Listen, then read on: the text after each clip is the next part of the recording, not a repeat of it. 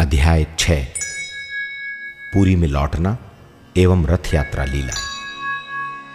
जब 2 वर्षों के पश्चात श्री चैतन्य महाप्रभु पुरी लौटे, उनके पार्षदों में जैसे प्राण लौट आए हों।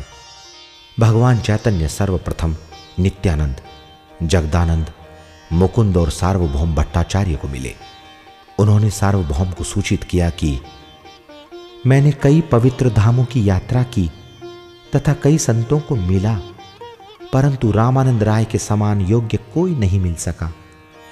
उसके संग कृष्ण कथा वार्ता कर मैंने और अधिक प्रबोधन एवं आनंद प्राप्त किया है। सार्वभौम ने भगवान चैतन्य के लिए राजा के गुरु काशी मिश्र के यहां कक्ष का प्रबंध किया, जो यद्यपि जगन्नाथ मंदिर के अत्यंत समीप था, परंतु शांत तथा एकांत नहीं। काशी मिश्र प्रसन्न थे कि भगवान उनके गृह में रहेंगे। महाप्रभु के लौटने की आशा में भक्त विभिन्न स्थलों से पुरी आ गए तथा उनके आने का समाचार पाकर उनसे मिलने हेतु इकट्ठे हो गए। उनमें से गोविंद ने प्रार्थना की कि मेरे प्रिय भगवान, कृपया मेरे जीवन को आपकी निजी सेवा में लगाएं। पहले तो गौरांग हिचकिचाए, क्योंकि ईश्वरपुरी के सहशिष्य होने के नाते गोविंद उनके गुरु भाई थे, जिनसे सेवा लेना आचार मानकों से निषिद्ध है। परंतु जब गोविंद ने बताया कि उनकी सेवा के लिए उसे ईश्वरपुरी ने निर्देश दिया है, भगवान ने आचार मानकों से आध्यात्मिक गुरु के आदेश को सर्वोपरि मानते हुए स्वीकृत कर लिया। गोविंद भगवान की इस जगत से तिरोभाव तक विभिन्न तरीकों से निष्ठापूर्वक सेवा करता रहा। चाहे महाप्रभु ने काला कृष्णदास की रक्षा कर ली थी, परंतु वे और अधिक उसके संग में नहीं रहना चाहते थे। उन्होंने अपने पार्षदों से कह दिया, ये व्यक्ति विश्वासघाती है तथा मुझे छोड़ गया था, अतः मैं उसे देखना नहीं चाहता। यह सुनकर काला कृष्णदास रोने लग गया, परंतु भगवान नित्यानंद की अध्यक्षता में भक्तों ने काला कृष्णदास को भक्ति में लगाने का उपाय ढूंढ लिया। महाप्रभु की आज्ञा लेकर उन्होंने काला कृष्णदास को बंगाल में भक्तों को यह सूचित करने हेतु भेज दिया कि भगवान वापस आ चुके हैं तथा वे पुरी में उनसे भेंट कर सकते हैं। जब विश्वंभर ने संन्यास लिया, उसी समय नवद्वीप से पुरुषोत्तम आचार्य ने भी घर छोड़ दिया। वाराणसी गए तथा वहां स्वयं संन्यास ले लिया। कुछ समय पश्चात वे पुरी आ गए। अब उन्होंने स्वरूप नाम से विख्यात स्वयं को चैतन्य महाप्रभु को समर्पित कर दिया। गौरांग ने उनका प्रसन्नतापूर्वक स्वागत किया तथा उनके संन्यास नाम में दामोदर जोड़ दिया। स्वरूप दामोदर निरंतर भगवान के संग रहते तथा उनके प्रमुख पार्षद बन गए। स्वरूप दामोदर एक प्रकांड पंडित थे और वे महाप्रभु के अनुयायियों में अग्रणी अधिकारी बन गए। यहां तक कि जब अन्य भक्तों में कोई दार्शनिक भ्रांत धारणा उत्पन्न हो जाती, स्वरूप दामोदर कभी भी डगमगाते नहीं थे तथा उनकी त्रुटि को दूर कर देते। वे भगवान चैतन्य के इतने अंतरंग बन गए कि वे अंतर्ज्ञान से उनके भावों को जान लेते तथा भगवान के भक्तिमय भाव को बढ़ाने हेतु मधुरता से गुह्य भक्ति गीत गाते।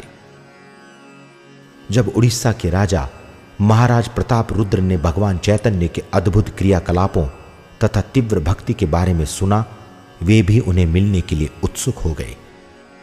परंतु चैतन्य महाप्रभु ने सन्यासी के लिए राजा से मिलना अनुचित मानते हुए उनसे मिलना अस्वीकार करते हुए कहा, शोचनीय व्यक्ति जो गंभीरता पूर्वक इस संसार रूपी भवसागर को पार करना चाहता है तथा बिना भौतिक लक्ष्य के भगवान की दिव्य प्रेमा भक्ति में लगा है, उनके लिए इंद्रिय तृप्ति में लिप्त भौतिकतावादी के दर्शन तथा स्त्री को देखना जो उस तरफ रुचि रखती है, ऐसी इच्छा विष पीने से भी अधिक घृणित है। राजा अत्यंत व्यथित थे।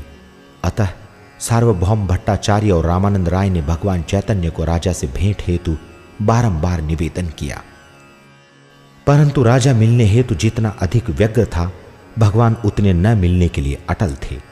यहां तक कि उन्होंने अपने भक्तों को चेतावनी दी कि यदि लगातार दबाव डाला गया तो वे पुरी छोड़ कभी नहीं लौटेंगे।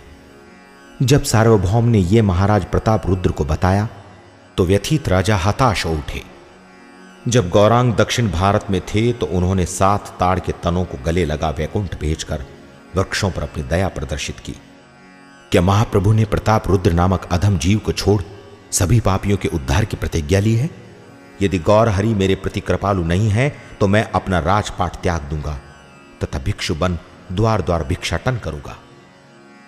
परंतु गौर हरि दृढ़ रहे और राजा दुखी, परंतु फिर भी वे भगवान की कृपा प्राप्त करने हेतु आशान्वित थे।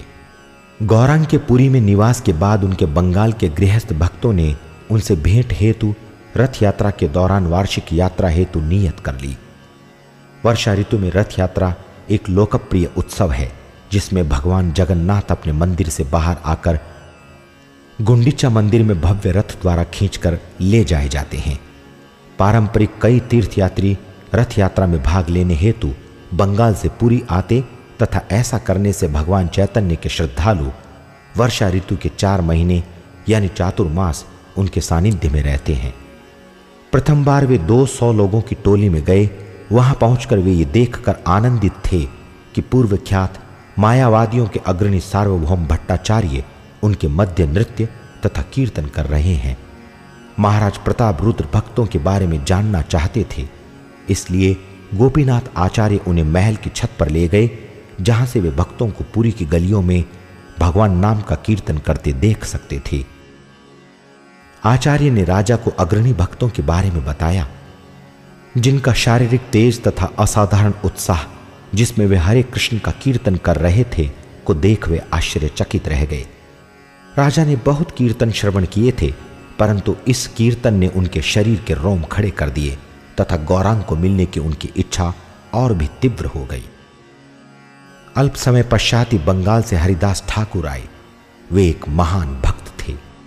फिर भी हरिदास के मुस्लिम परिवार में जन्म लेने के कारण जगन्नाथ मंदिर में प्रवेश करना वर्जित था।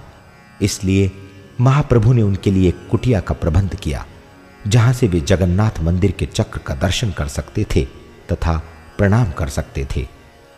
महाप्रभु ने उनके लिए प्रतिदिन के महाप्रसाद की भी व्यवस्था कर दी और चाहे हरिदास ठाकुर को जगन्नाथ मंदिर में प्रवेश वर्जित था, परंतु जगन्नाथ व्यक्तिगत रूप से भगवान चैतन्य के रूप में प्रतिदिन उनसे मिलने आते थे। अतः ये प्रदर्शित करने के लिए कि चाहे उनके भक्त को भगवान के दर्शन वर्जित हैं, भगवान स्वयं उनसे मिलने आते हैं। चाहे भगवान हरिदास को मिलने जाते, परंतु उन्होंने फिर भी महाराज प्रताप रुद्र को उनसे भेंट के लिए मना कर दिया। इसे सहन करने में असमर्थ राजा ने रामानंद राय से भेंट हेतु बारंबार प्रार्थना की। रामानंद राय प्रताप रुद्र के संत तुल्य गुणों का बखान कर चैतन्य महाप्रभु को इस बात के लिए मनाने में सफल हो सके कि राजा मात्र भौतिकतावादी नहीं अपितु एक सच्चे भक्त भी हैं। चाहे भगवान का दृष्टिकोण मृदु हो गया था, फिर भी वे राजा को मिलने के प्रति सावधान थे। तथापि नित्यानंद की प्रार्थना पर उन्होंने महाराज प्रताप रुद्र को अपने पहने हुए वस्त्र कृपावश भेंट किए। महाराज प्रताप रुद्र भगवान के वस्त्रों की पूजा भगवान की भांति करने लगे। तदुपरांत महाप्रभु ने कहा, शास्त्रों के अनुसार पुत्र पिता का प्रतिनिधि होता है, इसलिए राजकुमार का मुझसे भेंट करना राजा का मुझसे मिलने के समान है। तब भक्तगण राजा के पुत्र को भगवान चैतन्य से भेंट हेतु ले आए। बालक सुंदर श्याम वर्ण था तथा उसके विशाल लोचन थे।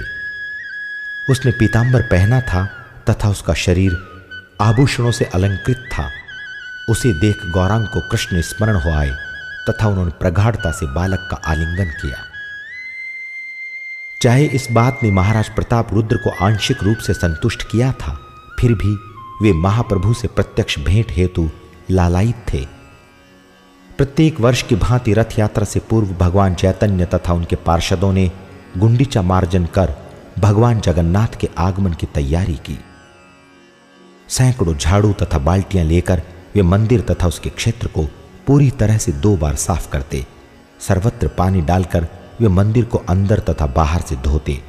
इस लीला द्वारा भगवान चैतन्य ने प्रदर्शित किया कि कृष्ण के प्रागट्य से पूर्व भक्त का हृदय प्रत्येक कल्मश से रहित होना चाहिए। रथ यात्रा वाले दिन भगवान जगन्नाथ को रथ पर बैठाकर मंदिर से लाया गया। महाप्रभु मणिमा मणिमा पुकार रहे थे। परंतु उन्हें विभिन्न वाद्य यंत्रों की प्रचंड ध्वनि के कारण कोई नहीं सुन सका। यात्रा के आरंभ से पूर्व महाराजा प्रताप रुद्र ने स्वर्णिम झाड़ू से सड़क पर झाड़ू लगाया, अतः ये प्रमाणित किया कि राज्य का स्वामी होते हुए भी वे स्वयं को भगवान जगन्नाथ के गृह सेवक मानते हैं। इस विनीत कृत्य ने उन्हें भगवान चैतन्य का प्रिय बना दिया। शोभा यात्रा में 7 संकीर्तन दल थे। जब गौरांग भगवान जगन्नाथ के मुस्कुराते मुखमंडल के दर्शन करते तो वे एक साथ 7 दलों में उछलते तथा नृत्य करते। अधिकांश भक्तों ने सोचा कि भगवान चैतन्य उनके दल में उपस्थित हैं, परंतु उनके अंतरंग पार्षद जानते थे कि महाप्रभु ने स्वयं का 7 स्वरूपों में विस्तार कर लिया है। क्योंकि महाराजा प्रताप रुद्र की विनम्रता ने भगवान चैतन्य को प्रसन्न कर दिया था, इसलिए वे भगवान चैतन्य की कृपा से उन्हें एक ही समय पर एक साथ सभी दलों में नृत्य करते हुए समझ पाने में सक्षम हो सके। गौरांग स्वर्णिम पर्वत के सदृश हवा में उछलकर संपूर्ण पृथ्वी के मुड़ने का कारण प्रतीत हो रहे थे। तत्पश्चात भगवान चैतन्य ने विभिन्न वैदिक ऋचाएं भगवान जगन्नाथ के समक्ष गाईं तथा एक प्रेम गीत गाया जो भौतिक प्रतीत होता था, जिसका तात्पर्य स्वरूप दामोदर को छोड़कर कोई नहीं समझ सका। परंतु बाद में श्रील रूप गोस्वामी ने इसके तात्पर्यों की व्याख्या की। महाप्रभु श्रीमती राधा रानी के भाव की इच्छा व्यक्त कर रहे हैं जब वे यानी राधा रानी तथा ब्रजवासी कृष्ण को वृंदावन छोड़ने के कई वर्षों पश्चात कुरुक्षेत्र में मिले। कृष्ण ने अब द्वारिकाधीश के राजसी वस्त्र पहने हुए हैं तथा सैनिकों, हाथियों तथा अन्य ऐश्वर्य के प्रतीकों से घिरे हैं। कई वर्षों पश्चात भले ही राधा रानी को अब उनका संग मिला था, फिर भी वो शोकाकुल थीं, क्योंकि वे राजोचित तथा भीड़ भरे वातावरण में उनके साथ पहले की भांति घनिष्ठता पूर्वक नहीं मिल सकती थीं। वे उन्हें वृंदावन वापस ले जाने हेतु उत्कंठित हो उठी। महाप्रभु कृष्ण वियोग में राधा रानी के महाभाव में थे तथा रथ यात्रा में कृष्ण को भगवान जगन्नाथ के रूप में द्वारिका से वृंदावन ले जाने के भावावेश में थे। भगवान चैतन्य ने जगन्नाथ जी को संबोधित किया, आप वही कृष्ण हैं तथा मैं वही राधा रानी हूं। हम पुनः उसी प्रकार मिल रहे हैं जिस प्रकार हम जीवन के प्रारंभ में मिले थे। चाहे हम वही हैं, फिर भी मेरा मन वृंदावन की ओर आकर्षित है, अतः मेरी आपसे विनती है कि कृपा करके वृंदावन चलें और मेरे साथ लीलाओं का आनंद लें। यदि आप ऐसा करेंगे तो मेरी अभिलाषा पूर्ण होगी। जब महाप्रभु जगन्नाथ के समक्ष नृत्य कर रहे थे, कई बार वे शीघ्रता से आगे बढ़ जाते। जगन्नाथ जी तब शीघ्रतापूर्वक उनका अनुगमन करते तथा जब महाप्रभु धीरे से बढ़ते, जगन्नाथ जी धीरे हो जाते। राधा रानी के भाव में भगवान चैतन्य कृष्ण को वशीभूत कर रहे थे तथा वृंदावन ले जा रहे थे। मार्ग के मध्य में भगवान जगन्नाथ विश्राम हेतु कुछ समय के लिए रुक गए। नृत्य से थककर महाप्रभु एक वृक्ष के नीचे आराम हेतु एक वाटिका में चले गए।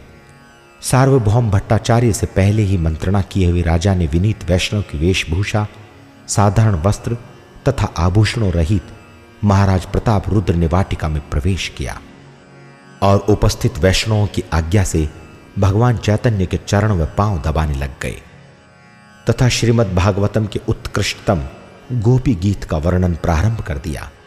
जब उन्होंने 9वें श्लोक का उच्चारण किया तो गौरांग ने भावावश में आकर उन्हें गले लगाते हुए कहा, तुमने मुझे अमूल्य रत्न दिया है, परंतु मेरे पास प्रत्युत्तर में तुम्हें देने के लिए कुछ नहीं। तब वे यानी महाप्रभु दिव्य प्रेम में उन्मत्त हो बारंबार वही श्लोक गाने लगे। मेरे प्रिय कृष्ण, तुम्हारी शब्द रूपी सुधा और तुम्हारी लीलाओं का वर्णन उनके लिए जीवन तथा आत्मा है जो इस भौतिक जगत से भिन्न है।